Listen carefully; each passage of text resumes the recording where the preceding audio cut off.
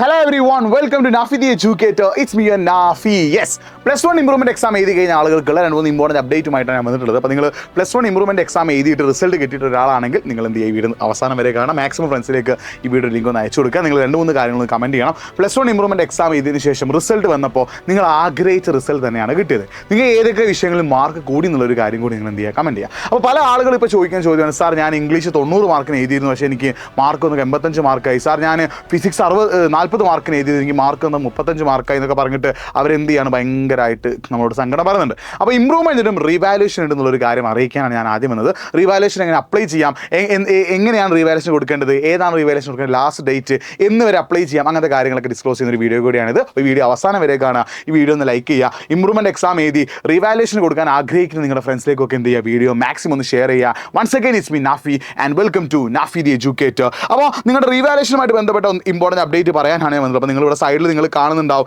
റീവാലുവേഷനുമായി ബന്ധപ്പെട്ട ആ ഒരു കട്ടിങ്ങിൽ. അതായത് 2025 മാർച്ച് നടന്ന 1ാം വർഷ ഹയർ സെക്കൻഡറി ഇംപ്രൂവ്മെൻറ്റ് പരീക്ഷയുടെ ഉത്തരക്കടലാസുകളുടെ പുനർമൂല്യനിർണ്ണയനം അഥവാ റീവാലുവേഷൻ, സൂക്ഷ്മ പരിശോധന അഥവാ സ്ക്രൂട്ടിനി, ഫോട്ടോ കോപ്പി എന്നിവയ്ക്കായിട്ട് നിങ്ങൾക്ക് വിദ്യാർത്ഥികൾക്ക് അപേക്ഷിക്കാം. വിദ്യാർത്ഥികൾ നിങ്ങളുടെ സ്കൂളിലെ പ്രിൻസിപ്പളിന് പ്രത്യേകം ശ്രദ്ധിക്കുക, ഇത് ഓൺലൈനായിട്ടല്ല അപ്ലൈ ചെയ്യേണ്ടത്.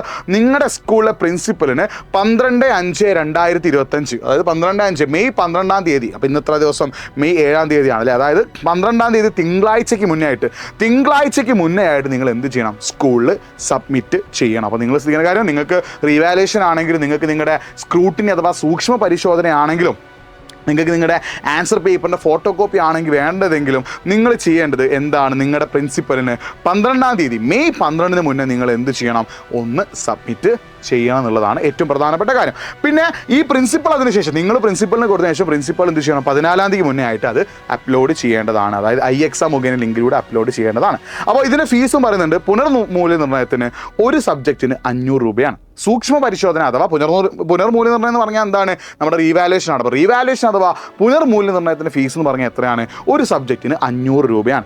സൂക്ഷ്മ പരിശോധന അഥവാ സ്ക്രൂട്ടിനി എന്ന് പറഞ്ഞാൽ എത്രയാണ്, ഒരു സബ്ജക്റ്റിന് 100 രൂപയാണ്. ഫോട്ടോ കോപ്പിക്ക് ഒരു സബ്ജക്റ്റിന് എത്രയാണ്, 300 രൂപയാണെന്നുള്ളൊരു കാര്യം കൂടി ഓർത്ത് വെക്കുക. അപ്പോൾ ഇതിൻ്റെ ഫീസും നിങ്ങൾ എന്ത് ചെയ്യുക, ഒന്ന് മനസ്സിലാക്കി വെക്കുക കേട്ടോ. അപ്പോൾ ഈ ഒരു കാര്യം നിങ്ങൾ ഓർത്ത് വെക്കണം. അപ്പോൾ നിങ്ങളുടെ ഇംപ്രൂവ്മെൻറ്റ് എക്സാമിന് നിങ്ങൾ വിചാരിച്ച പോലെ മാർക്ക് കിട്ടിയിട്ടില്ലെങ്കിൽ, നിങ്ങൾ അടിപൊളിയാക്കി എക്സാം എഴുതിയിരിക്കുന്നത്, സൂപ്പറായിട്ട് എക്സാം എഴുതിയിരിക്കുന്നത്, പക്ഷേ നിങ്ങൾക്ക് വിചാരിച്ച മാർക്ക് കിട്ടിയിട്ടില്ലെങ്കിൽ നിങ്ങൾക്ക് എന്ത് ചെയ്യാം, ഈ രീതിയിൽ നിങ്ങൾക്ക് അപ്ലൈ ചെയ്യാൻ സാധിക്കുന്നുള്ളൊരു കാര്യം കൂടി നിങ്ങൾ മനസ്സിലാക്കി വെക്കുക. അപ്പോൾ 12-ാം തീയതി തിങ്കളാഴ്ചയ്ക്ക് മുന്നേ ആയിട്ട് നിങ്ങളുടെ സ്കൂളിലാണ് നിങ്ങൾ എന്ത് ചെയ്യുന്നത്, സബ്മിറ്റ് ചെയ്യേണ്ടത്. നിങ്ങൾ എന്ത് എപ്പം തന്നെ സ്കൂളിലേക്ക് ഒന്നും ചെയ്യില്ല, സ്കൂളിൽ ചെന്നിട്ട് പ്രിൻസിപ്പളിനോട് കാര്യങ്ങളൊക്കെ പറയാം. സ്കൂളിൽ നിന്ന് ഒരു ഫോം കിട്ടും, ആ ഫോം നിങ്ങൾ എന്ത് ചെയ്യുക, ഫില്ല് ചെയ്യുക. ബാക്കി പ്രിൻസിപ്പൽമാരാണ് എന്ത് ചെയ്യേണ്ടത്, അപ്ലോഡ് ചെയ്യേണ്ടതെന്നുള്ളൊരു കാര്യം കൂടി നിങ്ങൾ എന്ത് ചെയ്യുക, മനസ്സിലാക്കി വെക്കട്ടോ. ഓക്കെ ആണല്ലോ, സെറ്റാണല്ലോ. അപ്പോൾ ഇതിൻ്റെ ഫീസ് സ്ട്രക്ചറും കൂടി ഇവിടെ കൊടുത്തിട്ടുണ്ട്. ഇത് കറക്റ്റായിട്ട് മനസ്സിലാക്കി വെക്കുക. അപ്പോൾ നിങ്ങൾക്ക് ഇനി ഇമ്പ്രൂവ് ചെയ്തിട്ട് വിചാരിച്ച മാർക്ക് ഇല്ലെങ്കിലും റീവാലുവേഷൻ കറക്റ്റായിട്ട് കിട്ടട്ടെ ഞാൻ പറയുകയാണ്. ഇനി റീവാലുവേഷൻ റിസൾട്ട് എന്ന് വരുന്നുള്ളതിൽ ഒരു ക്ലാരിഫിക്കേഷൻ നമുക്ക് വന്നിട്ടില്ല.